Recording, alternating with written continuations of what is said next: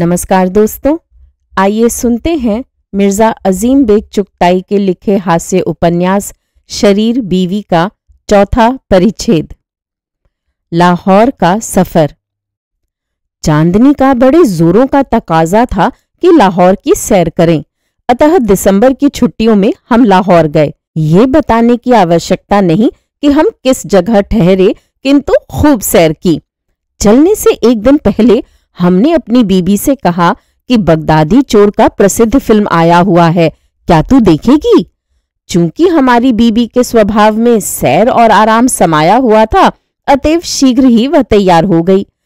अभाग्य से हम दोनों सिनेमा ऐसे तंग समय में पहुंचे कि कठिनाई से अव्वल दर्जे में जगह मिली, और वह भी बदकिस्मती से ऐसी कि इधर हम और उधर बीबी और बीच में एक पगड़ीबाज जो बहुत ही बड़े खतरनाक ढंग का बड़ा साफा बांधे हुए थे। हमने उनसे कहा कि साहब, आप अपनी जगह हमारी जगह से बदल लीजिए तो बड़ी मेहरबानी हो, जिससे हम अपनी बीबी के साथ का आनंद उठा सकें। किंतु वे न माने और बुरे स्वभाव से पेश आए, और नौबत यहां तक पहुंची कि कहा सुनी होते होते रुक गई। किस्मत की खूबी या संयोग कि आगे की कतार से एक साहब बहादुर उठकर रफू चक्कर हुए और उनकी जगह खाली हुई। हमने उनसे कहा कि हजरत, आगे वाली जगह खाली है, आप बैठ जाएं। अतः वे पगड़ीबाज आगे जा बैठे और चांदनी उनकी जगह आ बैठी, और उसकी जगह एक और साहब ने पीछे से आकर ले ली। ये साहब बहुत ही सभ्य और बहुत ही मुनासिब आदमी मालूम होते थे। ये लाहौर के नए हिंदू वकील थे। अब मालूम हुआ कि चांदनी को कुछ दिखाई नहीं देता, क्योंकि सामने जबरदस्त पगड़ी थी। हमने बहुत ही नम्रता से उन हजरत से व्यर्थ कहा कि हजरत, आप अपना साफा उतार लें। वे न माने और चांदनी ने तंग आकर हमको भी न देखने दिया और बातों में लगा लिया। वह धीरे धीरे कह रही थी कि इन पगड़ीबाज से बदला लो और उनका साफा घसीटो। हम कह रहे थे कि हमें मालूम होता है कि तू आज मारी जाएगी और हमें भी अपमानित कराएगी। वह कहती थी कि आखिर फिर क्या किया जाए। वकील साहब उसकी सलाहों में बहुत दिलचस्पी ले रहे थे, किंतु ये सलाह उनकी भी थी कि तुम औरत हो, शरारत करना उचित नहीं। तो इसका जवाब हमारी शरीर बीबी ने ये दिया कि हजरत, फिर आप ही मर्द बनिए और किसी प्रकार उनका साफा उतरवाइए।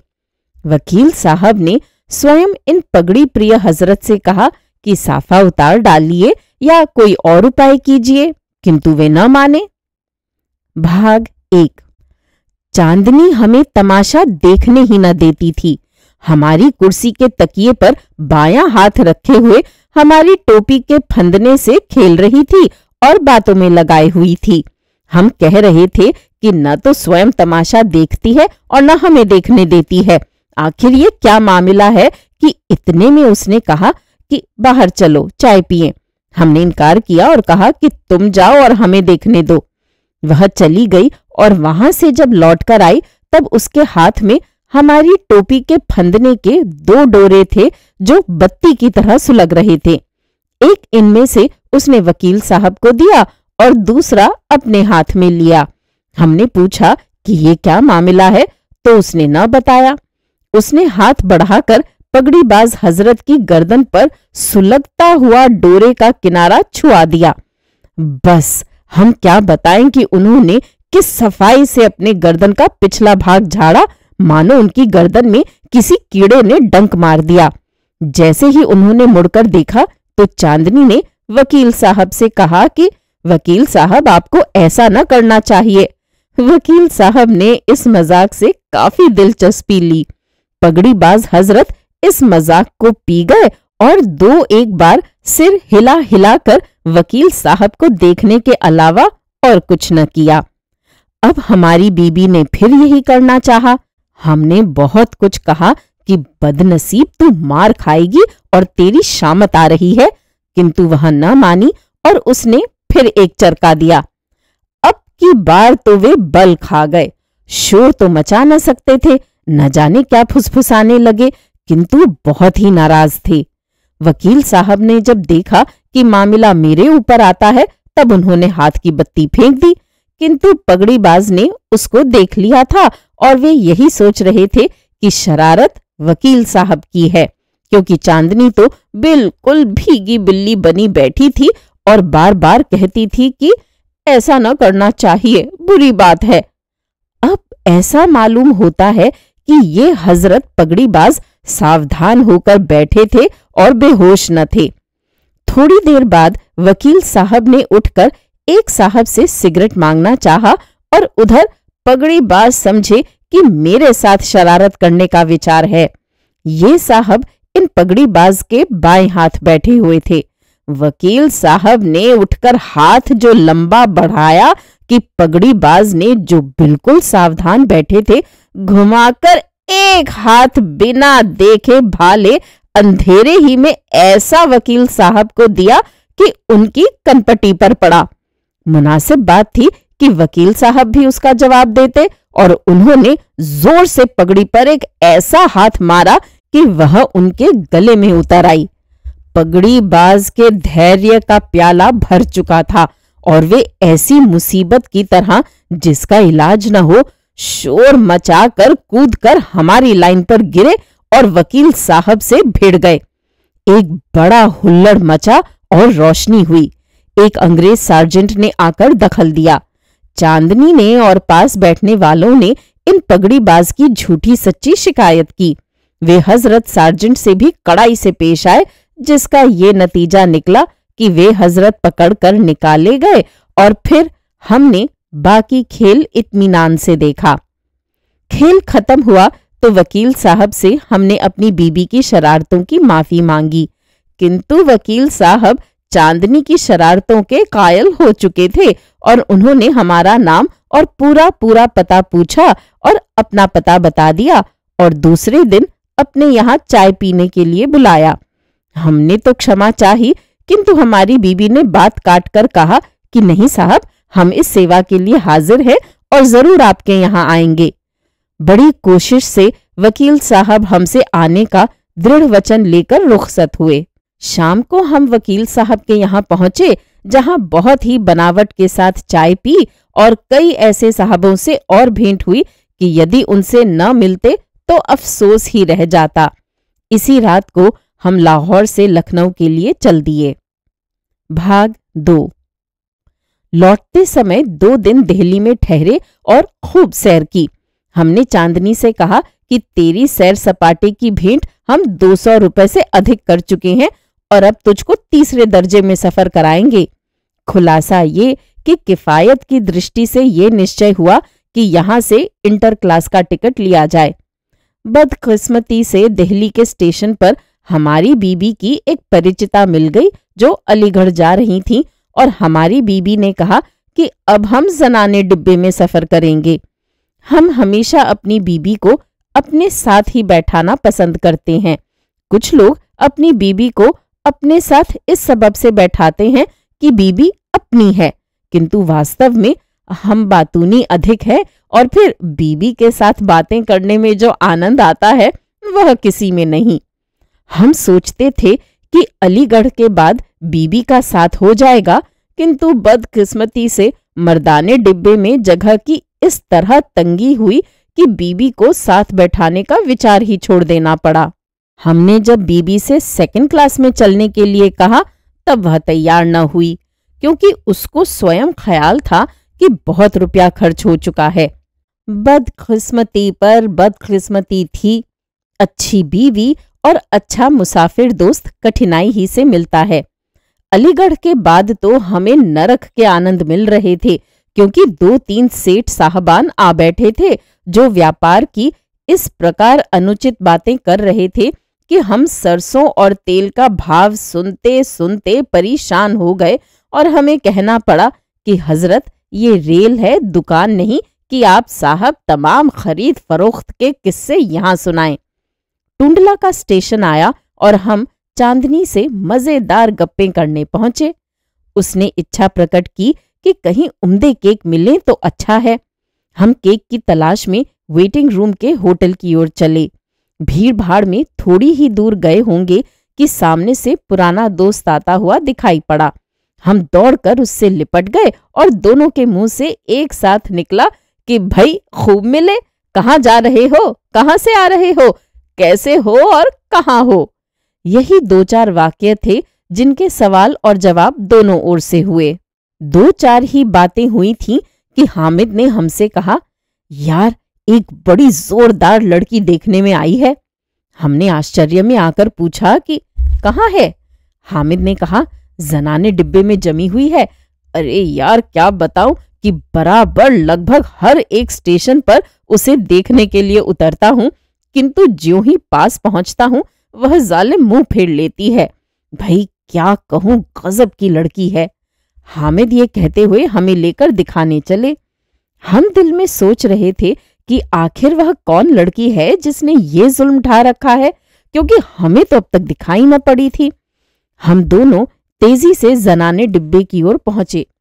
कुछ दूर खड़े होकर हामिद ने कहा, वो देखो काले बुर्के की नकाब सिर पर डाले मुंह खोले हुए बैठी है, कहो कुछ है जोरदार। हम भला इसके अलावा और क्या जवाब देते कि भाई वास्तव में जोरदार है, क्योंकि जिसको इस व्यवस्था से मियां हामिद ने दिखाया था वास्तव में वह हमारी बीबी ही थी। हमने मन में कहा कि हामिद बहुत दिन बाद मिला है और कोई सबब नहीं कि इसको अभ्यास की पट्टी न बनाए। अतः हमने हामिद से कहा कि भाई हम करीब जाकर जरा देखें तो ठीक राय कायम कर सके। कहीं ऐसा गजब भी ना करना, नहीं तो वह जालिम मुंह मोड़कर बैठ जाएगी और फिर इससे भी हाथ धोवोगे। हामिद ने ये कहकर हमें रोका। हमने हामिद से कहा कि यार ये तो बड़ी टेढ़ी बात है, किंतु ये तो बताओ कि तुम हर स्टेशन पर उतरकर उसके पास गए तो किंतु कुछ डोरे भी डाले। हामिद जलकर बोले, तुम भी अजीब बेवकूफ हो, सूरत तक तो वह दिखाती नहीं, डोरे क्या खाक डालेंगे। हमने हामिद से कहा कि तुम सदा के बेवकूफ हो और तुमसे कुछ नहीं हो सकता। हामिद ने इसका ये जवाब दिया कि अच्छा तुम अक्लमंद हो तो कुछ कर लो। हमने मन में सोचा कि हामिद ढर्रे पर आ रहा है, अतः हमने कहा कि इस प्रकार नहीं, कुछ शर्त करो। हामिद ने कहा, तय रही। हमने कहा कि हम उस पटाखे से यदि पान ऐंठ लाएं तो क्या दोगे। हामिद ने ताव में आकर 5 रुपए वाला एक नोट निकाला और हमने उसको अपनी जेब में रखा और चलने को तैयार हुए। हामिद सहसा बोले, याद रखना दुगने लूंगा। हम रुक गए और हमने हामिद से कहा, दोस्त ये झूठी बात है, हम तो एक तरफा शर्त बंधते हैं, पान ले आवे तो नोट हमारा, नहीं तो अपना नोट ज्यों का त्यों वापस ले लेना। हामिद इस पर तैयार हो गए। हमने दूनी शर्त इसलिए नहीं रखी कि कहीं हामिद को संदेह न हो जाए और मामला बिगड़ जाए। भाग 3। हम पहले धीरे धीरे खिड़की के सामने से चांदनी को देखते हुए निकल गए।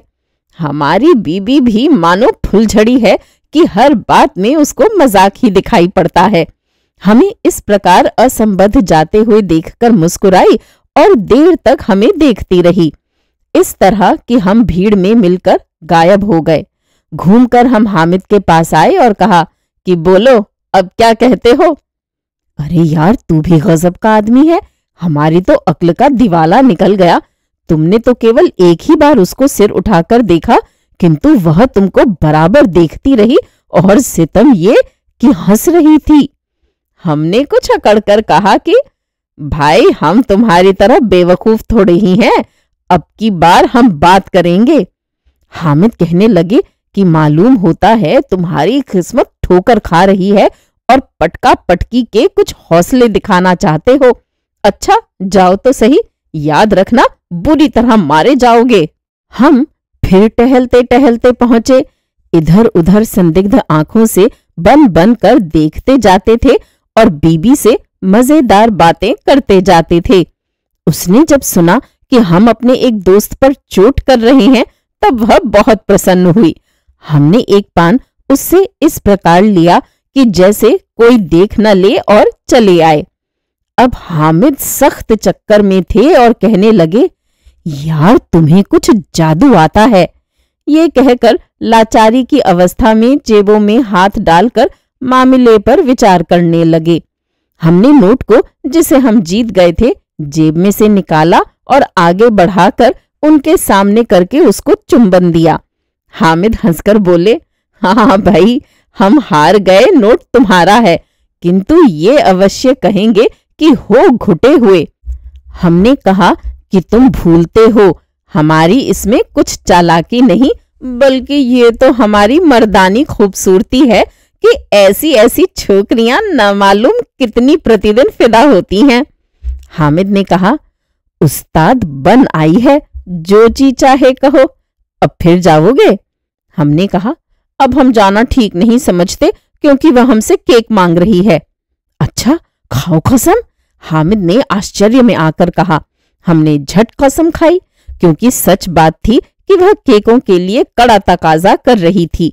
हामिद इस पर बोले कि फिर दे क्यों नहीं आए, जिसका हमने ये जवाब दिया कि हम ऐसी बेवकूफी कभी भी न करेंगे, ऐसा ही है तो तुम स्वयं दे आओ। हामिद ने जाने की इच्छा प्रकट की, किंतु इस शर्त पर कि हम जाकर मामला ठीक कर दें। हम दौड़े हुए बीवी के पास पहुंचे और उसको खुशखबरी दी कि दोस्त तुम्हारी दावत कर रहा है और चूकना मत, केक फौरन ले लेना।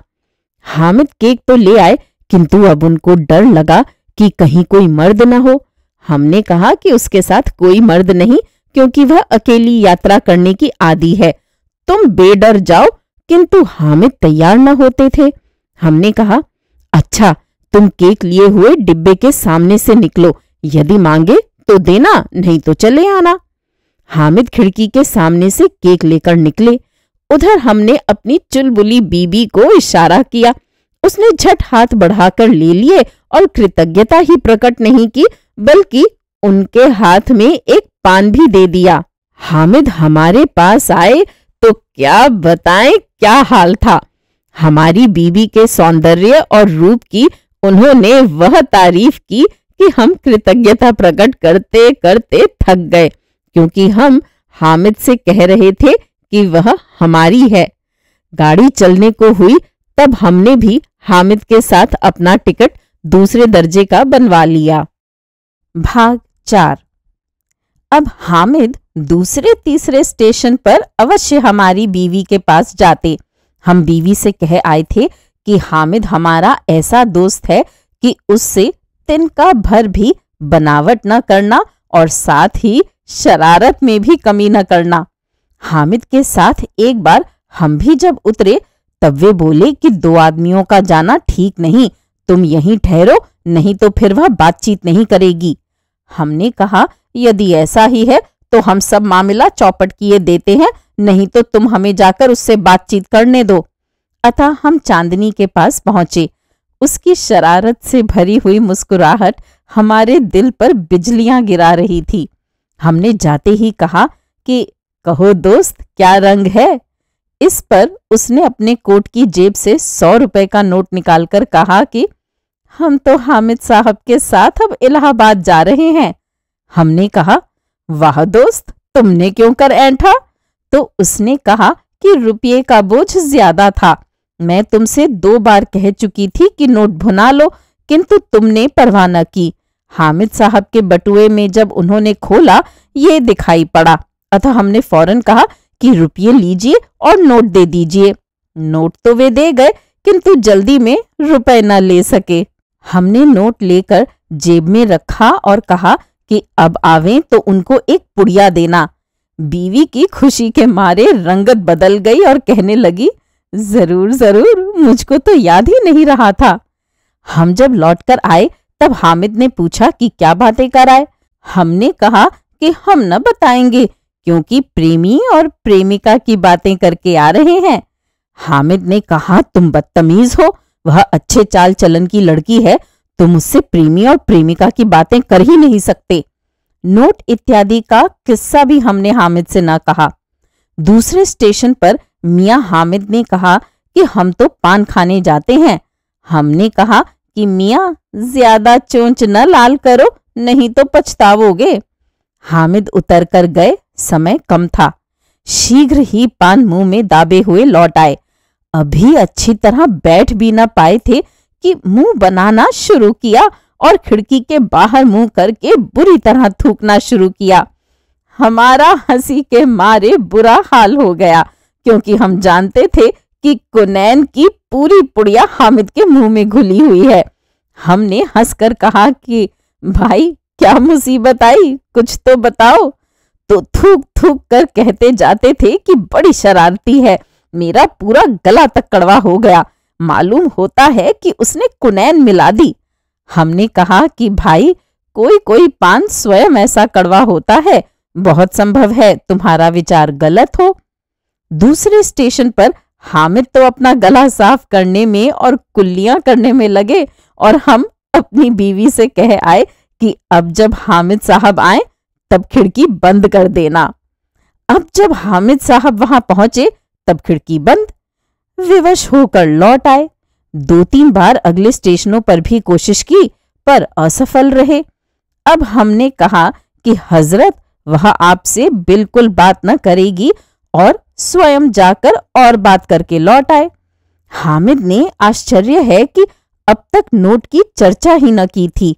हमने स्वयं नोट निकालकर हामिद को दिखाया और कहा कि भाई वह तो हमारे ऊपर जान निछावर किए देती है और ये नोट उसने जबरदस्ती दे दिया और तुमसे तो वह बातचीत भी करने के पक्ष में नहीं है। हामिद ने कुछ चौंक कर कहा कि वह नोट तो मेरा है और कायदे से मुझे वापस मिलना चाहिए। हमने हामिद से कहा कि भाई कायदे से तो ये हमारा है क्योंकि हमारी प्रेमिका ने हमें दिया है, लेकिन यदि तुम सच कहते हो कि तुम्हारा है तो हम तुमको अवश्य लौटा देंगे, यदि उसने वापस न लिया तो। हमने हामिद से दूसरी बार कहा कि भाई जाओ अपने नोट के लिए भी कुछ कोशिश करावो, तो वे बोले कि अब मैं नहीं जा सकता क्योंकि वह अब तुम्हारी चीज है। जो तुमको प्यार करती है मैं उससे प्रेम नहीं कर सकता, हाँ इज्जत कर सकता हूं। हमने अपने प्यारे दोस्त की पीठ ठोंकी और कृतज्ञता प्रकट की। हामिद सहसा बोला कि यार ये तो बताओ कि अब तुम करोगे क्या? क्या इससे शादी करोगे? यदि शादी करोगे तो भला किस तरह? हमने कहा कि हम इस शरारत भरी लड़की से शादी इत्यादि नहीं करेंगे और ना हम इसकी आवश्यकता समझते हैं। हम तो इस समय उसको घेर कर लखनऊ ले जाते हैं। हामिद ने हमसे कहा कि यदि वास्तव में ऐसा विचार है तो बुरा है कि एक लड़की की जिंदगी को नष्ट करके उसे बुरे रास्ते पर लगा रहे हो। हमने कहा कि मियाँ हम उसकी आंखवत बना देंगे, तुम क्या जानो। किंतु हामिद यही कहते गए कि यदि तुम बुरी नीयत से इसको लिए जा रहे हो तो बिल्कुल घृणा के योग्य हो। हम मन ही मन अपने दोस्त की पवित्रता की अवश्य प्रशंसा कर रहे थे, किंतु बातों से पता तक न चलने दिया और ये कह कह कर खूब आनंद लिया कि चूंकि तुम असफल रहे अतः हमको भी उपदेश और सुशिक्षा का शिकार बनाना चाहते हो। भाग 5। कानपुर का स्टेशन आया और हमने हामिद से कहा कि तुम हमारा सामान उतरवाना, हम जरा उसको उतरवाएंगे। हामिद ने कहा कि क्या वास्तव में तुम उसको उतारे ले रहे हो? वह तो इलाहाबाद जा रही थी, तुमको कदापि ऐसा न करना चाहिए। हमने कहा कि इस समय तो हम उसको लखनऊ की हवा खिलाएंगे। ये कहते हुए हम चले गए। हामिद को इस गाड़ी से सीधा जाना था, अतः हमारा सामान उतरवा कर वह वहीं खड़े थे। हम अपनी शरारत से भरी हुई बेगम साहिबा को लेकर हामिद की ओर आए। हामिद ने कुछ मुंह सा फेर लिया, किंतु हम आगे बढ़े और हमने कहा कि हामिद अब मजाक समाप्त होता है और हमारी बीवी से तुम कायदे के साथ भेंट करो। ये कहकर हमने अपनी शरारत भरी बीवी का हामिद से परिचय कराया। वे हक्का बक्का रह गए और चुप थे, मानो अस्वीकार कर रहे थे। हमने कहा यार तुमको पुरानी बातें भी याद हैं? उस चुलबुली लड़की को भूल गए जिसने एक दिन खिड़की के सुराख में से हमारी और तुम्हारी आंखों में धूल झोंकी थी? हामिद ने चांदनी को ध्यान से देखा और हालांकि एक ही बार देखा था, किंतु झट पहचान गए और उछल पड़े और फिर तो इस शौक से मिले कि बयान से बाहर, और कहा कि मैं पहचान गया। हमारी मस्खरी बीवी ने कहा कि यदि आप जल्दी पहचानते तो आपका गला ही क्यों कड़वा होता। हामिद से हमने बहुत कहा कि लखनऊ चलो, किंतु वे न मानते थे। हमने चांदनी से कहा कि इनको पकड़कर अवश्य ले चलो, नहीं तो हम इन्हें अपनी शादी की मनोरंजक चर्चा न सुना पाएंगे। आखिर हामिद हमारे साथ लखनऊ 2 दिन रहे और हमने ये 2 दिन अपने दोस्त के साथ अधिक आनंद से बिताए। तीसरे दिन हामिद हमें हमारी मनोरंजक बीवी के मिलने पर बधाई देते हुए विदा हुए, किंतु इसके जरूर कायल थे कि रेल में उन्हें बेवकूफ बनाया गया। हमने उनके शर्त के रुपए और 100 रुपए का नोट कानपुर ही में लौटा दिया था। चांदनी को उन्होंने जो भेंट स्वरूप घड़ी दी, उसकी पीठ पर उन्होंने इस सफर की यादगार इस प्रकार कायम की कि ये शब्द खुदवा दिए, हामिद की ओर से भेंट अपने प्यारे दोस्त की प्यारी किंतु बहुत ही शरारत भरी बीवी को। श्रोताओं, अभी आप सुन रहे थे मिर्जा अजीम बेग चुगताई का लिखा हास्य उपन्यास शरीर बीवी का चौथा परिच्छेद। इसका अगला परिच्छेद लेकर आपके सामने जल्दी प्रस्तुत होंगी। उम्मीद है ये कहानियां आपको पसंद आ रही होंगी। मेरे चैनल पर आने के लिए और इन कहानियों को सुनने के लिए धन्यवाद।